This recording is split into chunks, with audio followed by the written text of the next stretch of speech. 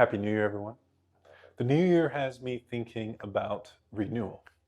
And there are a few things that I've found have really helped me in my sense of newness, in my ability to get over the past, get over the things that have brought me fear, anxiety, and the things that, in fact, lead to the states that allow me to be caught up in doom scrolling, depression, um, fear, anxiety, anger, hatred, repulsion of a lot of things.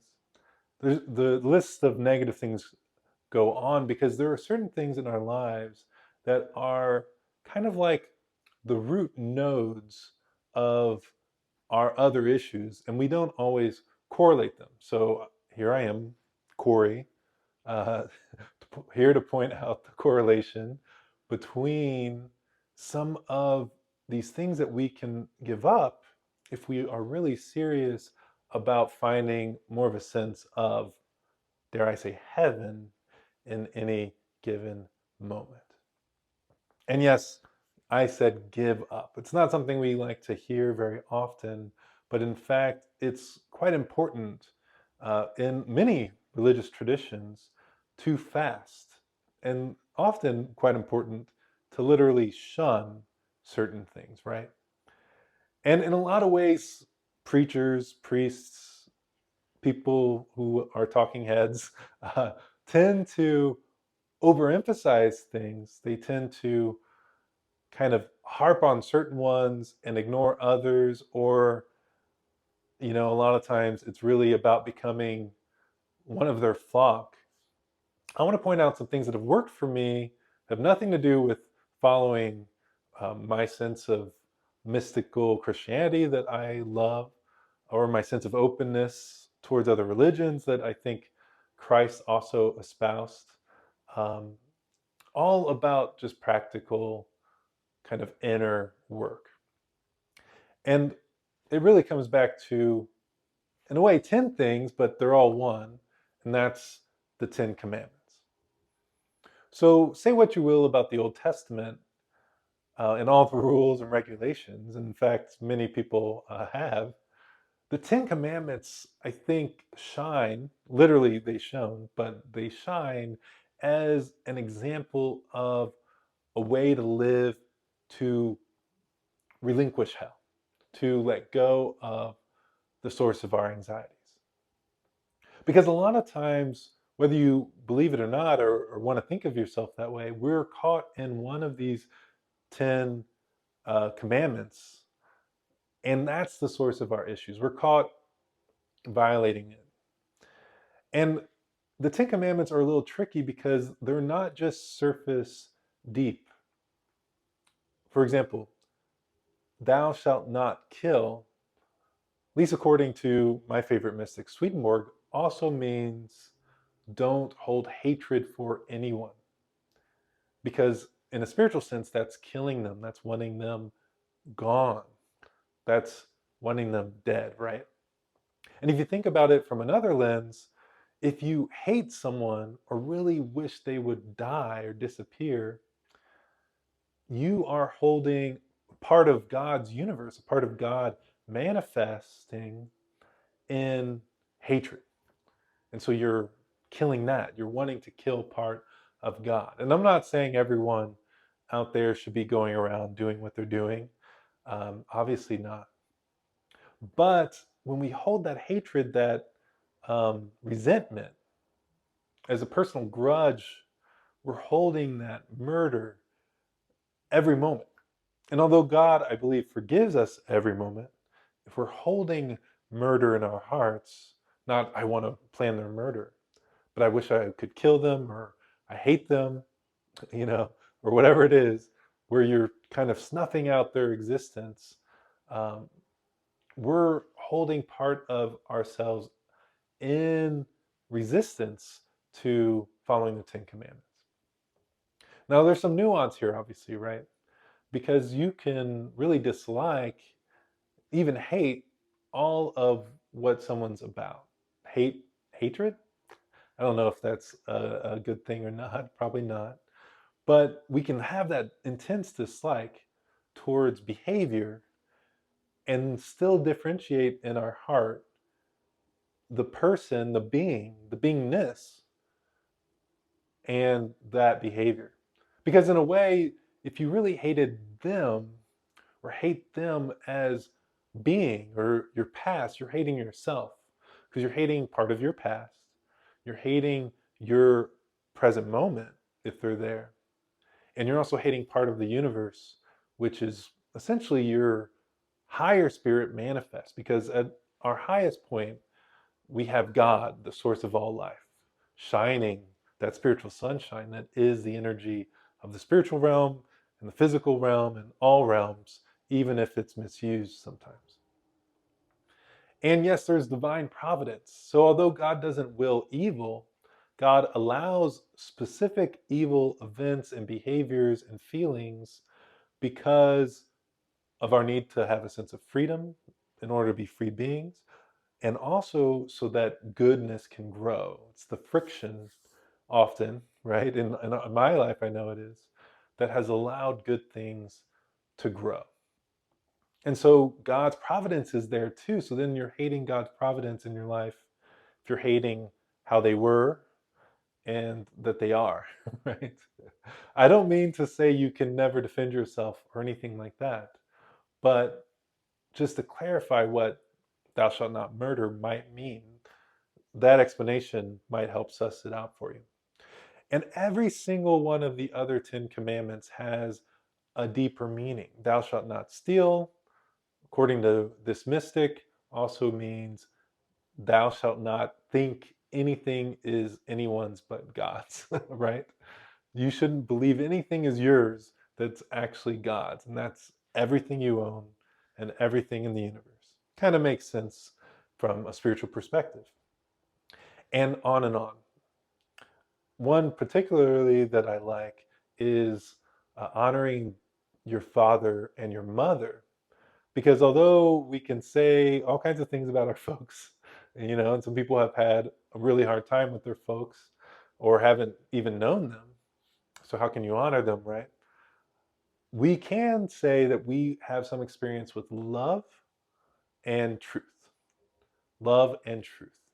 Our father and our mother, the source of all life, is the combination of love and truth. Love is kind of the the feeling, the purpose of the universe, the affection of God, and truth is form. We describe form with math, we describe form with words, with scientific experiments, we describe form a little bit better. We'll call all those things truth, but truth is really the thing, right? It's the form of love and action. And so those two are our father and mother. And so honoring them, honoring God, honoring the divine spirit, both in feminine and masculine, you could look at it that way too, is this commandment. It's honoring both sides of God, the love, the truth, the feminine or masculine, and its cohort. And so we start to see that each commandment can be taken a little bit deeper. And the surface level is sort of just its outermost meaning that's most literal for our lives, has to do with often personal connection or what we think of as religion. But in reality, even the ones that are about God are broader than we often give it credit for, because a lot of times when we think about those 10 commandments, we think, well, this means you have to be Christian or Jewish, right? This one means that too in another way. But in reality, it's about understanding God's nature and staying true to that. Not worshiping a graven image has nothing to do with whether or not you worship the God straight out of the Bible. It's worshiping God really, it's worshiping your experience with God and knowing that God is beyond any kind of limited thing. It's not a depiction. God's not just a he or just a she. God is all. God is one, right? God is whole. And a lot of times we silo these things because we start to think politically about it, Or we think just from a mindset of, well, my religion is right. Whereas in reality, when we look at the text, and especially if we take Jesus's example or other mystical thinkers' examples, we start to see in all these examples, God is telling us to think more broadly. A lot of times we take what Jesus said and we make it very narrow, so narrow that we worry about everyone going to hell except maybe our one church in the middle of South Carolina or something, right? Whereas in reality, when Jesus says things like, I'm the way, it's a very broad statement. He's not trying to limit himself to just historical Jesus. He's saying, no, I'm the way. You know, it's funny how we can take a quote meant to broaden our understanding of who someone is, and we instead use it to limit it. So, all that aside, those 10 commandments are our guide. And in a lot of ways, in order to kind of break the node of some of our fears, our anxieties, and things, we have to start with the most surface part of that and then go a little deeper and a little deeper if it's a problem for us, right? So if it's hatred, we have to start with our expression of hatred. We can get in the mode of just expressing our anger at people, our hatred towards someone. In a lot of ways, you've got to start with the external part of that. You know, it's easier to start saying, well, let me stop blowing up at Bob at work, right? You know, I'll stop that first and I'll start to deal with these emotions, right?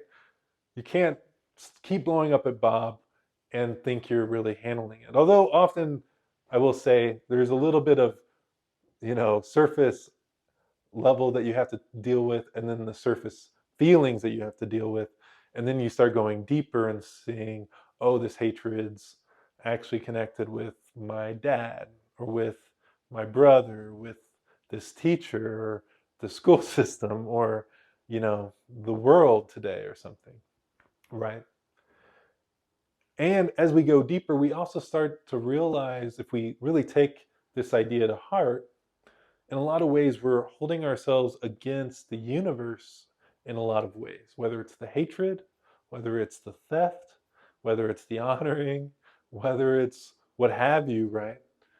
Wanting other people's things as our own, it's assuming you're not one, right, with that person, but also with that thing.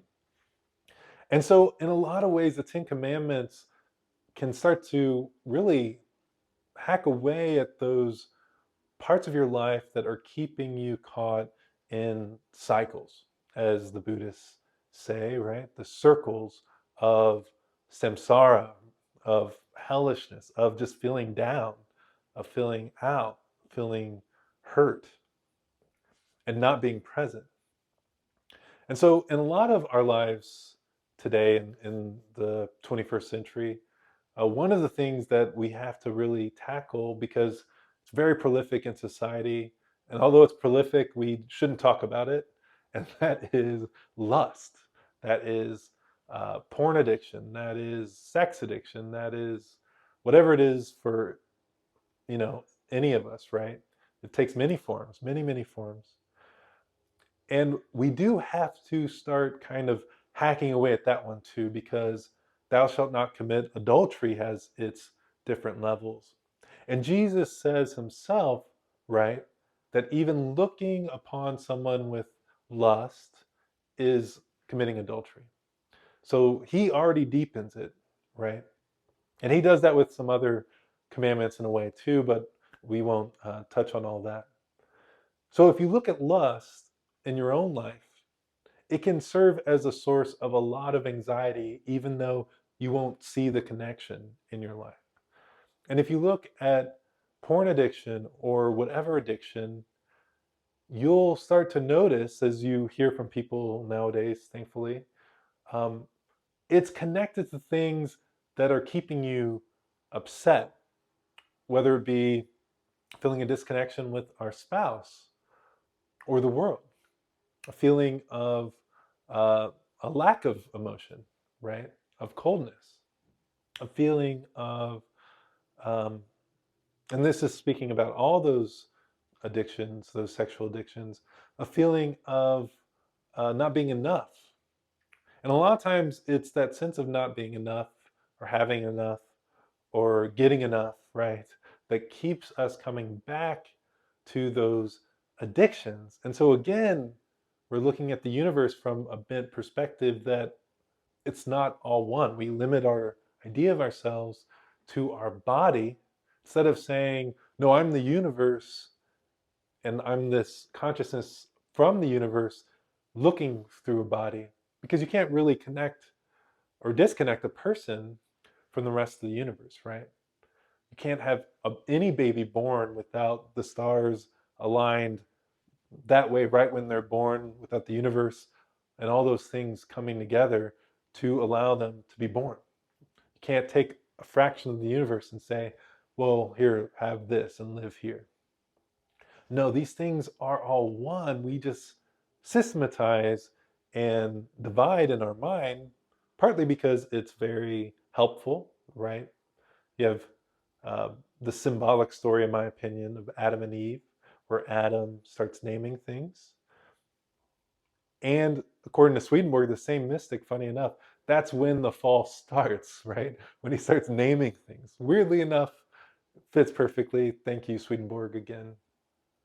But whatever mysticism or deep well of knowledge we draw on, even if it's our own lives, we'll start to see that we're more connected than we think, and that our thinking often keeps us disconnected because we think those thoughts are us.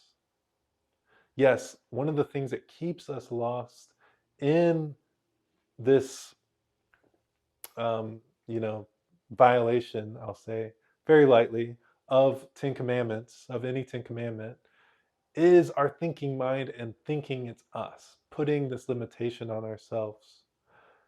Whereas in fact, thoughts can come from a lot of things, often just past experience, someone who left a really big impression. I mean, you know English for a reason, and it wasn't just because someone handed you an English book as a baby, you know? It's not how we learn English.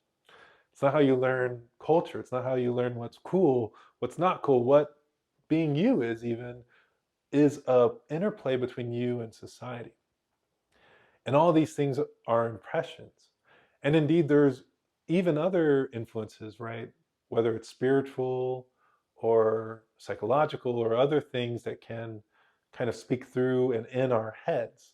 And some say there are even, weapons nowadays where they can project thoughts into our heads, right?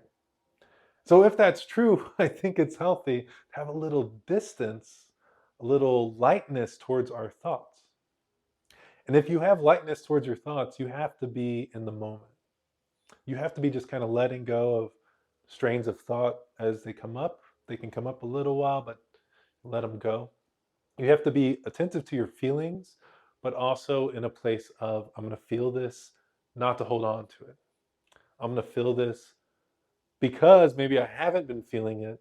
And so it keeps coming up. I haven't really dealt with that hatred of my family, of this loved one, so to speak, loved one, quote unquote, this person in my past, right? I haven't dealt with it. I haven't felt it. I haven't been present to myself in the moment because it's uncomfortable. A lot of the feelings, it can be very irritating to even think about approaching that feeling. Well, I can approach these bigger feelings, but not these other ones that kind of, you know, piss me off, right? And so if we start to be present and start to take some space for ourselves, because in a way we are spaciousness, everything you experience is spacious. What you see is spacious. Your mind is spacious. Even hearing is spacious. There's a lot of noises coming from different places. You can detect all that. Everything, your feeling of touch is spacious. You're not just feeling one spot at one time. You feel a few spots and you feel the air, right? And so start to notice, start to live more in the spaciousness of being can give you a real leg up in letting go of some of these nodes of tension, of divisiveness that, yes, do lead to other things that we won't even realize are connected. And I only listed some of the more obvious ones. As you let go of these issues, as you start to see, oh, well, I don't want this, and so I'm going to take some steps to let go of it. And if you're working on it, it can be a little trickier, right, as you get deeper. So sometimes it takes a few extra steps, and not just being present to our emotions. Sometimes it really does take literal steps to help yourself. Maybe not put yourself in certain environments. Maybe not do this or that. Maybe do a little bit less of this or that. Sometimes for some of us, it's not just cold turkey that doesn't work for us. And in some ways, for some of us, that's what we need. Really, it's not one or the other with almost anything, I would think. But feel free to tell me I'm wrong about that. It's okay. Um, so yeah, sometimes you got to just lighten up. It's like, well, what I'm doing is really bad. It's like, yeah, well, did you do it again yesterday? Yeah. Did you do it 2 days ago? Yeah. It's like, how long have you thought it was really bad? Long time now. I've been really working on this. It's like, well, okay, maybe do something lighter. Maybe, um, you know, if you're a porn addict, for example, maybe find a magazine. I don't know. Maybe do something where you have permission. Instead of these porn from people's bedrooms, you look at porn from, I don't know, professional, or you look at someone selling their porn. And then once you're done with lightening up on porn, you start to look at your own mind. And then you say, okay, I'm not interested in that as much anymore. And you start to just say, well, maybe the whole world's erotic, you know? There are ways to step down, and each person, it might look different for them, right? There are ways to step down from the things that you might think are normal, but often we have addictions that society accepts. And so sometimes we have to be creative in letting go. It might not be something your best friend likes that you're doing. Oh, you're not getting on today. I thought we were going to play. I thought we were going to play that game. It's like, well, no, I'm only going to play after 7 or after 8 or after 9 or after 10. Or no, I'm only going to play right when I wake up. Or I don't know. Whatever it is for you, it could look different as you go through. But then eventually, yes, eventually you start making excuses for yourself. Well, this is still kind of okay because actually, we'll stick with porn because it's one we don't talk about that should be addressed. I got this video from my girlfriend, right? It's like, well, why am I looking at this video from my girlfriend when I have my girlfriend? But sometimes these steps are necessary, right? And so as you find what works for you, because it's your life, you know, we can't just speak in platitudes. If you're serious about taking care of some of these things, you're going to have to find what works. You can't, if it doesn't work, it's not working, right? And you can try it again and again, but eventually you might want to try something effective. And so as you find something effective for you, and it could be giving up, your computer use, I don't know, could be disconnecting from Discord, disconnecting from the internet, even. Maybe you go live in the woods. I don't know. As Jesus said, sometimes you got to cut off your hand to stop sinning. I mean, he said it, right? And he was speaking that way because he knew often that thing that we're banging our head against is what's keeping us from feeling peace. And yes, there's another side to that coin because sometimes we're being too hard on ourselves. So it's kind of a tightrope walk, but we have to start looking at ourselves with a little more graciousness, forgiveness. And yes, that's that other side of the coin where we have to, in a way, let go of needing to control how that thinking mind and behaving mind acts. And it may seem counterintuitive, which is why I started with the other part this time. But often that's very empowering to be easier on yourself. And yes, baby steps can be easier on yourself, but they can also be effective. And when you need to take a bigger step, you should take that bigger step. And eventually you may have to be hard on yourself, add pressure. And Lord knows God will add pressure if it's needed to change. You might find yourself in tough situations. But in the same vein, the Lord is merciful. And in fact, it's said, what? God doesn't want sacrifice, he wants mercy. He wants the sacrifice of a contrite, in fact, it says circumcised heart. So there is some, credence to letting go of some of these things. We have to kind of cut out eventually. We're letting go of those things that are keeping us away from peace. God wants peace for us. God speaks through many cultures in many ways, often about peace, peace, finding love. And so forgiveness is a way to start loving someone if you find love hard. Because a lot of times, if we're caught in something, we find love hard. Whether it's love for that person, love for certain people, love for anyone, and often love for ourselves. And so, in a lot of ways, the Ten Commandments come back to loving. Loving. And the deeper meaning of the Ten Commandments, not killing your neighbor because you hate them so hard, right? Not stealing from God because you think something is yours, whereas actually it's meant to be life-giving, and maybe you should share it. Who knows? So as we go a little deeper with those, we find that they all return to this unity in love, caring about other people as if we were one. And if you find that unity in love through uncovering these things, that means it was always there, which it is. Because love is your very light. Love is your very heat of living. The purpose, the affection of God, as we said, the purpose of the universe is love.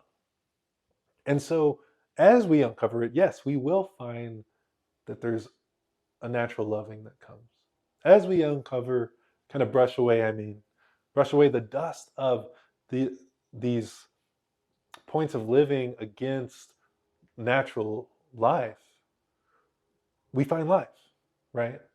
When we stop positioning ourselves against life, we find the life. It's like turning around, but spiritually, towards the light, funny enough. And that light is our very source. So, a lot of times we think, well, I would do these things, but I have to learn to feel more first, to want to, right? Whereas in reality, we have to start to let go often to start to feel more. Yes, we can start to feel more, and then that leads us to let go of these things. Yes, it's like kind of like the friction the other way, right? Friction of love in our life. But often, as that friction works its way through, we find, oh, there's so much more love here than I thought would be possible. And I didn't have to go build it. I didn't have to go construct it. It was already shining because God is the vine and we're the branches. And so I hope you have some love for yourself, at least enough to be a little lighter on yourself. And I hope that as you start to take those baby steps, to let go of some of the things, the nodes keeping you disconnected from your own light, you can also be forgiving of yourself and embrace your existence. Because thou shalt not murder also applies to you. Now, peace.